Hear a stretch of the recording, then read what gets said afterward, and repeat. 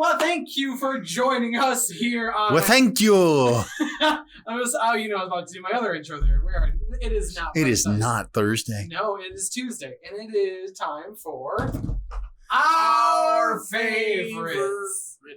And in case you are new here, we like to talk about our favorite genre, director, actor, production studio, whatever. And you know what? I like what I see. I'm waiting for that. Yeah. I was waiting for that. It's too easy of a pun. You can't not make that pun because we're talking about the great stop motion studio Laika, founded by the son of the creator of Nike. So he doesn't. Travis Knight is the guy who founded Laika. Yep, and his dad was some other Steve Knight, something Knight. But I know his dad. M Knight. His dad owns Nike, which is kind of cool. So like, hopefully that's So Phil Knight. Yes. So he doesn't have to care whether or not his movies make any money. That's kind of what I'm getting around to. Like he can make the most weirdest stuff. He did direct Bumblebee though. He did. Mm-hmm. I do remember that. He directed Kubo and Bumblebee. I did not know he himself directed Kubo. That's interesting. Kubo is one of the two of these movies that I haven't seen. Kubo is right. Okay, so these movies being Laika's movies. Yeah, because I was gonna say Kubo, right? Because I watched all of them for this, and you watched all of them. All of them, and so I think Kubo is the only one now that I haven't seen. Because really quick before we get into our favorites, so you didn't watch them all? What are all the Laika movies out? I watched. It goes Coraline, Box. Paranorman. No, Box Trolls first. You see, I never saw Box Trolls. Paranorman's 2012, Box Trolls 2014, Kubo 2016, Missing Link 2019.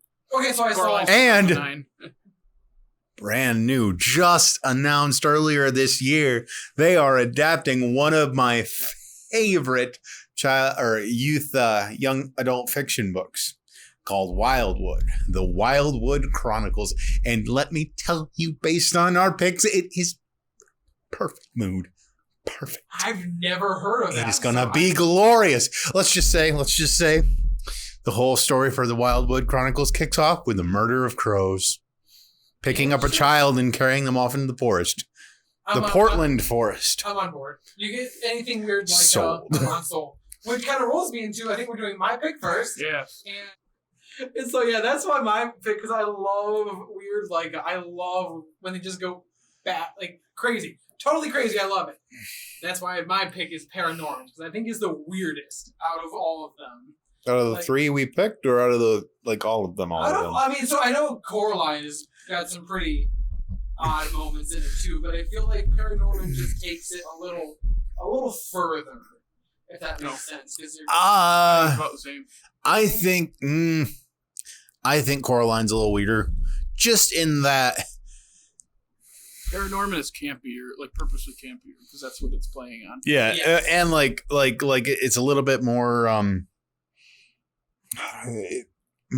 of a standard style ghost story, maybe, and much more of a comedy. Yeah, whereas Coraline just is crap crazy. I think maybe crazy is Coraline makes me feel very uncomfortable, but this makes me feel weird and happy. Like, I feel very weird and happy when I'm watching this because it just because it makes you laugh and it's also weird. Yes, and John Goodman is probably one of my absolute favorite parts, and he's the reason. Barely in it though. We need more of him. I know we really do need more of him. He's because was it 2 scenes, 3 scenes? Was it his uncle? That's his uncle, right? No, it's got to be it is 3 or 4 scenes. Yeah. I'm not finished. That's what killed me. That's what I was when I was rewatching it. I was stab back. It's hummus. It's spicy. Like he's actually scared of spicy hummus. When he actually dies, he says something like, "I'm not done yet." Not done yet. He goes and then he. Yeah, I know. Just oh my god, he was just cheesing me up, and it makes me laugh. But him and also the best friend in this are what is the best friend's name? I don't even remember. I'm so... He said he just watched it. Yesterday. He's bad with names. Neil. I am Neil. Thank you. That's right. Neil. Yeah, Neil. And Neil's great. Yes, Neil is great, and so is But who's the best character in the whole movie? I'm trying to debate who you're going to say. Is it I don't remember his name. Mitch? Yeah. Mitch is the tall, dumb one? Okay, yeah. His brother, Neil's older brother. Yeah, no, Neil's older brother and Norman's older sister, like those two together, I swear, it's so good.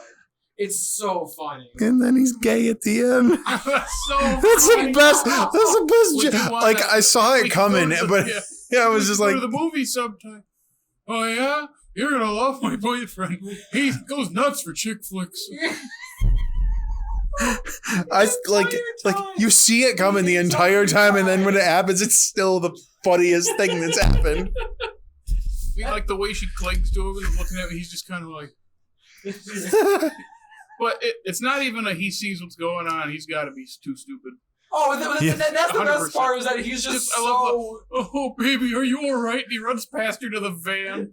It just falls apart, and then he still clicks it to lock. Oh, man. This movie. Go ahead. Oh, I was gonna say it just makes me so happy, which is like all like the same moments. Sorry, I was like when you layer the same moments on top of like the really. I just love like the crazy like lore of like, and I know I said I like lore, but like really. But I mean, this does got some lore because like the resolution in it is deeply rooted in the history of that town. Yeah, it's all about like the witch's curse and fixing that. And I just, I'm not making fun of that. I know there's lore in this. I'm making fun of you. Oh, I know you're making fun of me. That did not go over my head. Full disclosure, I didn't watch Paranorman for this. I did just watch it in June. I mean, if your memory is better than mine, then it's not as fresh in my mind as I would like, but I remember that it's much, much, much, much, much funnier than I ever thought it would be. That's why I think I like it so much. Is I'm a big sucker for like a little like the sillier Halloween movies. The Scream is one of my favorites. I mean, and let's face it, Dickey, if a movie can make you laugh, it's won your heart. I mean, it absolutely. It's just always especially I was gonna go with the scene where like in the beginning, like where he's talking to the grandma and she says something silly and she, like just like her and the dad going back and forth like he can deal with it whatever. I mean, it's like she's not alive. Like I just. You know, your grandmother is dead. Yeah. Oh, jeez. Like I just everything with her in the beginning just always makes me laugh too. That's what I like about it. Just. Did you catch the funny joke when they're running near the end? Funny jokes I'm explaining it. Shut up. I didn't even stop talking and say the funny joke. He wears those sunglasses. Just he takes the gloves off, man. I'm just saying, like, you're the one that would go, did you know the funny joke? And then you stop. Where the funny joke where they're going through. I had to get it in. And some of the. Get it in. I didn't stop. I know. That's why I had to sneak it in. You didn't sneak it in. Okay. Make your point. Keep moving. And it's when havoc everywhere, and all the restaurant signs are ripped up, and the witchy wieners, the W, shorts out. I was watching it. I go, oh, please go up. Yeah, itchy wieners. Thank you for spelling it. I wanted to say it because it's funny. Subtlety. Thy name is Dickey. I never claimed to be subtle. Just saying.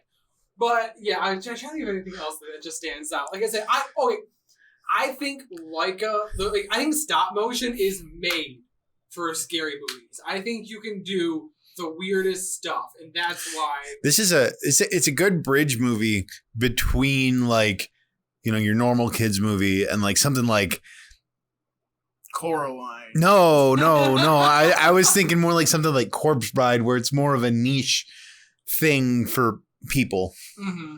Yeah, I can totally see it. I can see it just because I mean I love everything Laika's made. I legit think they're just one of the more talented storytelling studios. So I feel like you get into like because you said it's that perfect balance of like a kids movie, like an adult movie. Like this is the perfect thing to like springboard that into like weirder and more niche stuff to watch. Similar to Corpse Bride. You know what I always confused with Paranorman? Monster House. Me too. Jake, I'm so glad you said that. I don't know why in my brain. I think they came out around the same time. No, it was like 2006. I don't know. Then is Monster House stop motion? Nope. No, it's mocap. Weird. Jake, It's I am creepy. so glad It's creepier because of the mocap. Dude, the animation in Monster House is unsettling, and I love it. Like, I feel like Paranorman is unsettling on purpose. Like, they take the time to, like, do every different thing to make it weird. In Monster House, it's just weird because of the style and just the way it feels like, yeah. It feels weird, but I love it. And you're right, just, I don't know why I have pretty similar vibes. I will say that Paranorman has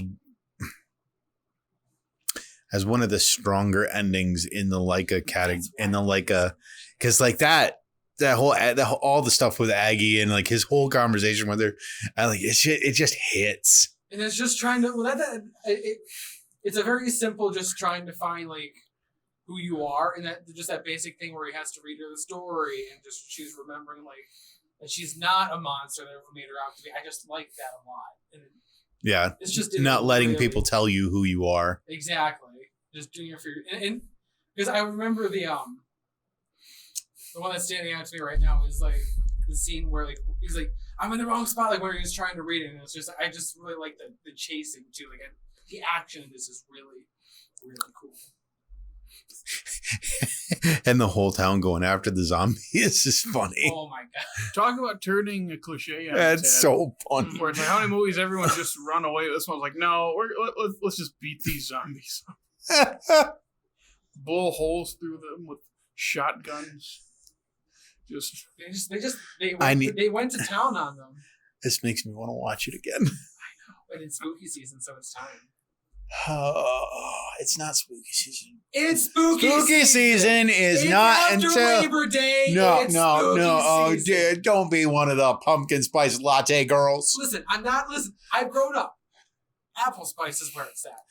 Pumpkin spice is overrated. Apple spiced everything. Apple cider. You got your fireball shots. You got That's true. You do have your fireball shots. Fireball and apple cider. A match made in heaven. That's what I'm. Apple spice haggis.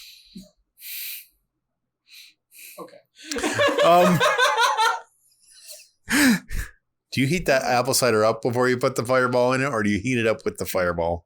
Why would you usually just mix it with both? So hot heat though? Half of it up, and then you leave the other half? No, I would just pour it all in, just heat it up. And then heat it up. So he drinks fireball even hotter. Yeah. Interesting. I want that to burn going down. Man, no wonder you're laying on the floor. Anyway, let's go. I think it's that time we move on to a less spooky favorite pick. I don't know. It's pretty spooky. Is it? Kinda. Jared, what is your favorite pick, and why is it, or is it not spooky? My favorite Laika movie is Missing Link. Womp womp. What's want want? I would say that this is probably the least received of them. It's funny because it's undersold. And Jared, I will say, going into it, I had really, really high expectations because I knew this was your favorite. I don't think it's like overly incredible and the greatest thing. Like, I think like it's better than Paranorman, but yeah, yeah. You can get it's my favorite Zach Galifianakis performance. So Galifianakis is pretty fantastic. I think I figured it out. As long as I don't have to see him on camera, he's funny. No, Between Two Ferns. I've never seen that. That is legit. The whole like, I'll give you the whole movies. Like he's kind of iffy in movies, but on Between Two Ferns, so good. Just saying. Sorry. And I really love Hugh Jackman in the. Oh, I'm sorry. Go ahead and say your piece first. I just watched it. I liked it. It's got a lot. It's a type of storytelling that I really like, where it's like that time period is just perfect for the, adventurous and whatnot, and the explorers, and it's a time period I like seeing, and it's really fun. That's the thing. Like Paranorman is fun too. This is a different kind of fun. It moves a lot quicker. I think Paranorman takes a long time to get going.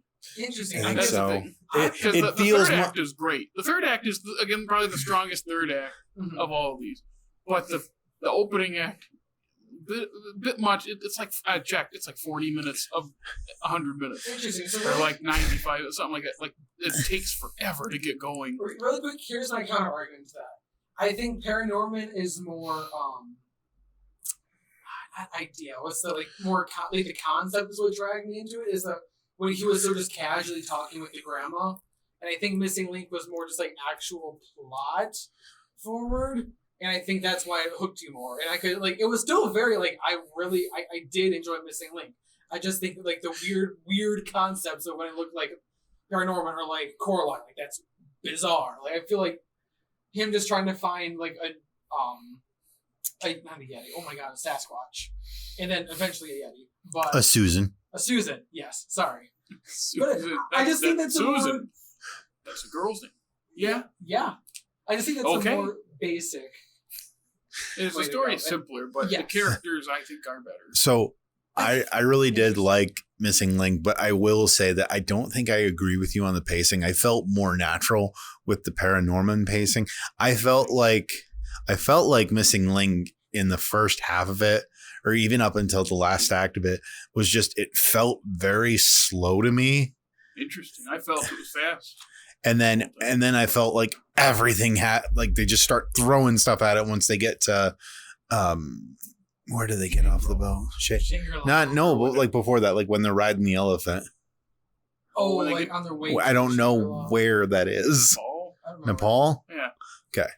Yeah. But other than that, like, I was just going to say, I felt the first half is very fast, and then the second half is slower because it needs to be. And that's because they're setting up him finding Susan, and then they're just flying through things. The bar fight is always one of my favorite parts. Apparently, that has the most shots in one scene for any stop motion movie ever. that's interesting. Really? That's a really cool. That's a really Or like random cut, cool like fact. the different cut, you know, like It's the diff- most or whatever. Yeah. That's just, I love, I grew up on Western, so I like those funny bar fights. Yeah. One of my I favorites as a kid was the one in Chain, because it's just, they just keep swinging at each other. And it's not supposed to be funny, but I remember laughing as a kid. And it's just fun. Like, that was just so much fun. And however you say his name, Timothy, is it Oliphant? Just Timothy like the Oliphant, Lord of the yeah. Rings things. He is so good. Because I thought at first it was Walton Goggins by hearing him. And I looked it up. I go, oh no, that's also perfect. He's always playing the same character. He really always plays the outlaw sheriff kind of guy. Yeah, me. Yeah, that was perfect for that, like, secondary villain. And I also love that it didn't have a twist villain. it doesn't need to. I appreciate that about, well, the 2 or 3 of Laikas that I've seen now. It kind of feels like Because, like, Coraline doesn't have a twist villain, really.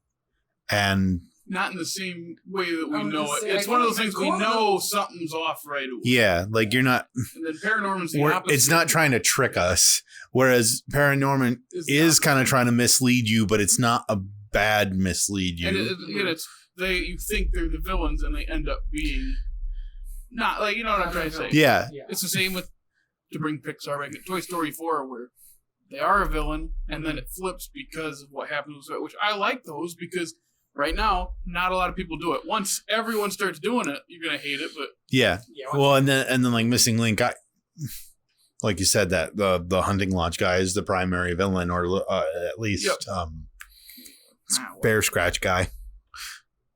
I'm trying to think his I can't think of his name. hyphenated Lord Pigott Dunsby.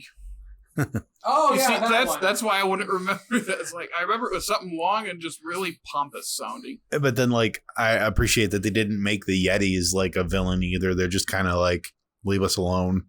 Yeah, and I like how it's also, I like that whole thought of, again, getting there and it's not what you expected, which is not anything new, but the way they do it, it's like, yeah, it makes sense. When they call him a redneck, I go, that makes sense. They look down on him. I felt bad really for him. Funny, and I'm like, wow, yeah. And I like how they become partners at the end there. Like, he's going to tag along with him on all his adventures. I will say one thing that was pretty, like, I don't want to say off-putting, but just interesting to me.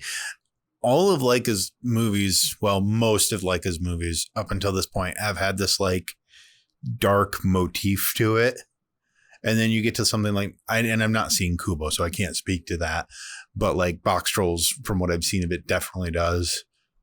But you get to, like, that opening scene where they find Nessie, and it's bright and pink and clear and, like, crisp. And I'm like, this is kind of weird. I think that's what you hit. Like, especially because I don't want to keep, like, kind of awkwardly jumping into yours, but you pick Coraline.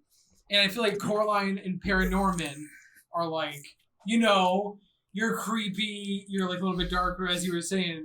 Missing Link is more like a little colorful. And it threw me for a loop when I'm watching this, like, I'm not used to Laika and like not having it like dark and creepy. It's still entertaining and they still did a fantastic job with the movie. It's just weird because I in my mind I associate Laika with making those kind of Halloweenish movies. You're just thinking of all the action sequences there because the bar fight's fun.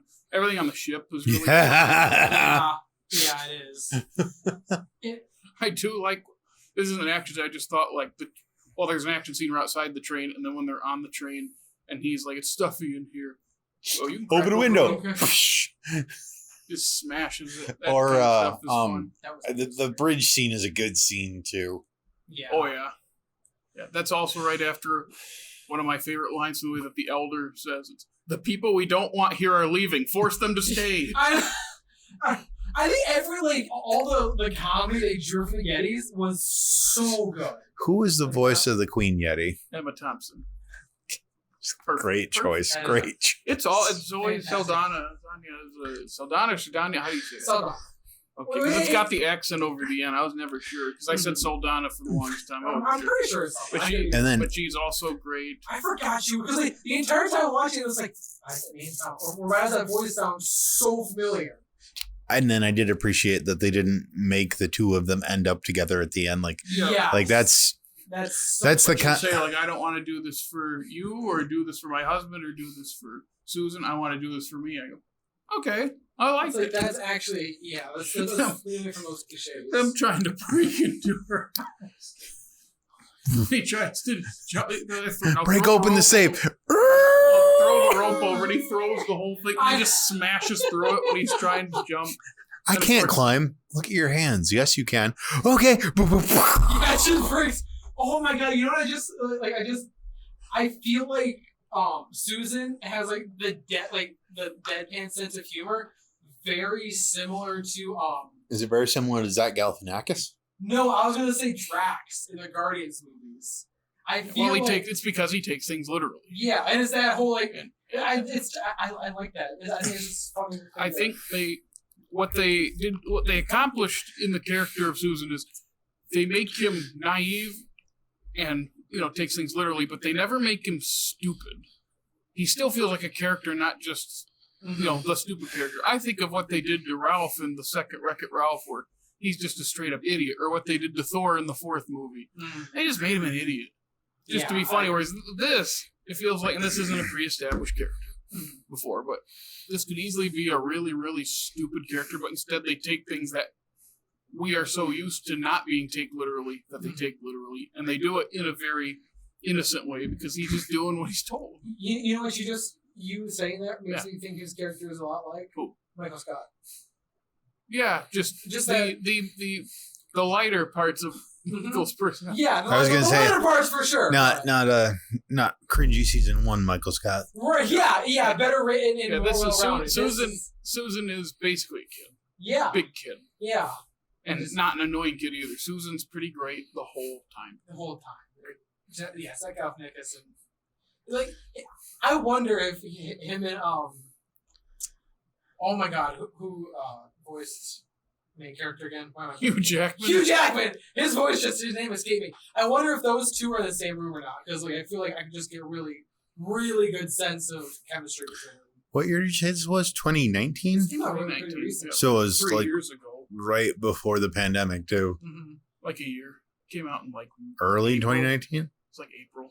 It was before the summer rush. Well, I remember when it came out. If you went to theaters, they had a mango icy from Missing Link, and that was so good. Missing Link mango. Missing Link mango. Talk about it. I picked the best Laika movie. It's not even close. I will say, it's not even close. If you hadn't have picked it, it probably would have been my favorite too. Like, really, I think. Probably would have been his. He probably would have been like, mine. It's so good. It is one of the very few movies that I will say is much better than the book it is based on. It was based off a book. Neil Gaiman. Really? Yeah. It's a Neil Gaiman book. Yeah. Huh. That's cool. It surprises me kind of that he didn't know that. I did. Yeah. Especially since it's in the opening credits. Yeah. Wow, I completely Because that's where I saw it. I was like, oh, that makes sense. Completely missed that. Anyway, the pick is Coraline. Dude, this movie's terrifying and beautiful and just fast and funny and cute. I don't know about cute. Get your kid. Cozy, no. In a weird warp. Yeah, in a weird, like, stormy weather kind of way. This will get your kids into horror movies. Or, yeah. Yeah. Or make them stay far, far away. One or the other. Depending what age you show them. I have loved this movie. So, what did this movie come out? Like 2008? Okay. So, I have loved this movie since 2009. I saw it in theaters. I think that this is really what got me into stop motion animation as a medium. It's because it's so beautiful. It's so beautiful. It's so well constructed. The music is fantastic. Music is so Oh my gosh. That it was one of those gateway movies that just shaped my brain around. This is what I like a movie to be. It also affected how I greet and say goodbye to people. Oh. I say Das Valdania, Caroline a lot. I do like know I kept calling her Caroline. It's Coraline. Oh, Yeah, it's so good. Nice to keep calling you Coraline, but I know it's Caroline. Real quick on him, I read that he's Mr. Babinski, by the way, the acrobatic guy who's putting on the mouse circus. He's wearing the Russian Hero Medal for service at the Chernobyl nuclear disaster, which probably explains why he acts weird and his skin is a different color. Holy crap! I read that the other day, cool, small and I was detail. like, oh, he's wearing a medal, and then I read like up on it, I was like, oh, that makes a lot of sense. I just wanted to bring that up really quick. And that's what this movie, I feel like, just did so well. All the small details that you notice, they all just, I think, and I guess this isn't one of those, but the fact that the two women were just like when she was in the other world, they unzipped themselves and they were small. Like, that's just such a weird, small, like, who the heck thinks of this kind of thing? Like, who? Neil Gaiman. Neil Gaiman. And so I did not know this was a Neil Gaiman book. That's so cool. I want to read the book now. No, you know that's the not good. creepiest part. You know I don't like it. You know what the creepiest part for me is? There's a lot. It's not even like a feeling. It's just like something that really unsettles me. Is it them sewing Wyborn's face shut? Oh. No. Is it the, what is it? The food in the beginning? This is fun. This is a guessing game. No, because I was gonna say I feel like the food in the beginning would be a really just revolting. I mean, yeah. So if it's not Wyborn's face, I'm guessing it's not the eyes. It's not something is it big. The it's just something I was like. Is it like the crawly hand? No, is it the kids, the ghost kids? No. I'll just tell you. It's like I'll give you one. I'll give you each one more guess. Okay. Play a little guessing game here today on our favorite. I feel like again, it's not a main story thing. It's not really at all. Is it just the mice that are dancing because mice are creepy? No. Is it somehow her boots in the mud or something like that? It's all of those taxidermied schnauzers. Oh yeah. Oh. I didn't even think about that when I was watching it. Until you thought like, oh yeah, that is weird. Also, that is a big story thing. I mean, it kind of was. Because when they're in the other world, then they're all angels. That's true. I was just saying that one part where I remember the first time I watched this like 6 years ago for the first time, I was like, it's beautiful. I'm like, I don't like that. And then this time I was like, okay, I'm prepared, and I'm liking it even more this time. And then I get to that, I go, oh man, that's still. It is absolutely one of those movies where you watch it and you notice something new about it every time you watch it. Yeah, it really is. And what actually you said that, and what I noticed about it this time that really stood out for me is just the use of sound design. Oh yeah. Like, I feel like it's such an important thing you have to nail, like, especially like an animated and stop motion. Especially if you're gonna set your story in like a rainy weekend like that. Exactly. Like, you have to nail that. And it was the rain sounds. It was like the running and splashing sounds. Like, they just hit those like satisfying notes like in the back of my head. I was like, oh yeah. Say that again. Yeah, I'm not doing that again. Are you sure? But it's just great. You know, like when you like those oddly satisfying like TikToks and YouTubes or whatever. Mhm. Like that's what those sound effects. This movie is a movie that will make you want to explore a dreary house in the rain. Which is again, like that's why this is. Man, I'm gonna go back. This and Paranorman are the perfect fall movies. Like this makes me just want to do nice and cold outside, maybe a little rainy, so you stay inside. You have some soup. You watch a movie. What kind of soup? I was actually thinking. I said soup, but I would say like chili or a good beef stew. Chili? Like something like nice and hearty with like a piece of toasted bread in. You're watching. I don't know. Oh, I like just, my chicken noodle. I was so grilled cheese. Chili or beef stew. But yeah, this movie is soup season. Soup season. I wanted to bring this up. This is weird because I didn't watch this.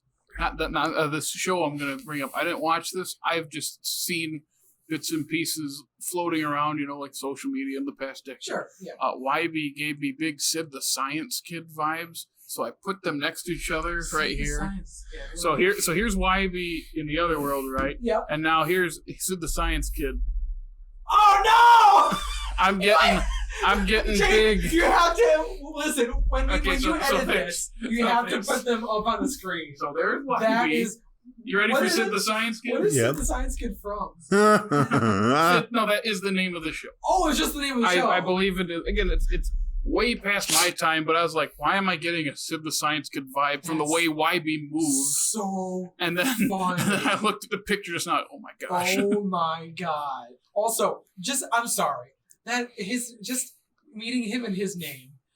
Whoever, and I know who did that to him? It's probably Neil Gaiman, obviously, good for the book, but that is one of the. Why are you born? Why are you born? That is one of the funniest names, like in any movie, any piece of fiction ever. Hands down, mic drop. Why were you born? Makes me so fun. I'm so happy. I also think it's interesting. They did a good job of replicating that feeling that kids get, that you so often get when you're like ripped out of your comfort zone. Like she fully believes that she's going to go back to Pontiac. Mm-hmm. Yeah, really quick, let's mention this took place or it didn't take place. Yeah, it didn't take place. She's from Michigan. They're from Michigan, so shout out to Michiganders. Let's go. Dad with the state shirt on. That's a meme, isn't it? Where he's sitting there. Oh, I love that meme. And that's anybody that works a 9 to 5 for like a desk job. Like that's how the typing sound too. The typing. Oh, yes. Oh, that's another sound. I felt his pain when she hit the switch, and it didn't save everything. And he's like, ah! And I remember thinking, like, dude, that's why you gotta save every 2 minutes. That's the rule, man. Especially with that computer. Control S, man. Control S. Control S. Control S. Don't lose your stuff. Oh my God, rule number 1. You know what also was really creepy to me, and it's actually supposed to be like a big part. It's when the other mother is banging on the door at the end, and the camera does the quick zooms up to the door each time. Yeah, that just terrifies, dude. I don't know why it's so effective for me, but me too. Though. Because you're claustrophobic. Maybe it's that. And isn't it pounding on it through the tunnel? Like, isn't she pounding on the other world's door?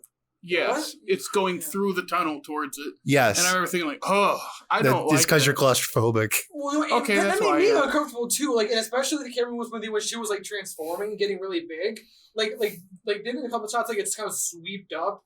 It looked at it like that. Just the way it moved, like it looked so smooth for stop motion. I think is why it was like, ooh. There's a part of it that made me wonder how much of it was computer animated versus like actual like stop motion. That's a good point. I'm sure there's got to be some. They definitely did at least some computer stuff. It just helps. I don't remember. I feel like I knew at one point, but I don't remember. That was the whole movie. Actually, does feel pretty claustrophobic. There's only it's like supposed to though.